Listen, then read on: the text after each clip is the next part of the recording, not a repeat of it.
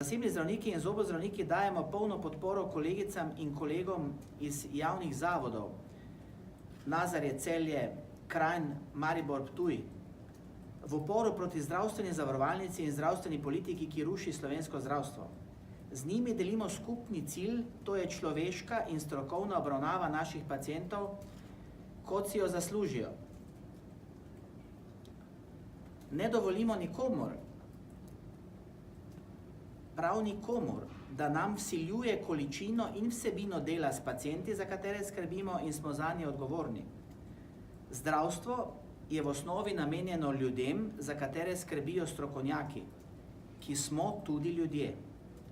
Koncesionarji razmišljamo tudi o prekinitvi sodelovanja z ZZZS, vkolikor bo plačnik zdravstvenih storitev še naprej izvajal finančne in organizacijske pritiske na zdravnike in z birokratskimi nebulozami oviral naše delo z našimi pacienti.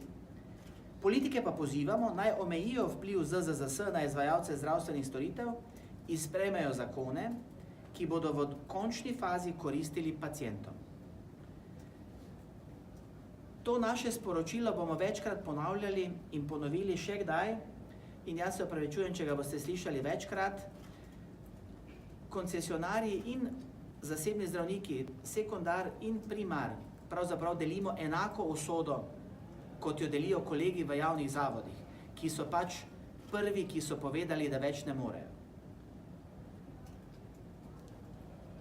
Zasebni zdravniki seveda smo v primerjavi z zaposlenimi še v nekoliko težjem položaju, pa tudi to sem že večkrat povedal, namreč sami odgovarjamo za organizacijo, sami odgovarjamo za vse, kar v ambulanti počnemo, tudi mi, ki smo preobremenjeni, se večja verjetnost, da bomo naredili kaj narobe, in medicina, v kateri je čas tako omejen, kot je sedaj v naši medicini, je izjemno nevarna.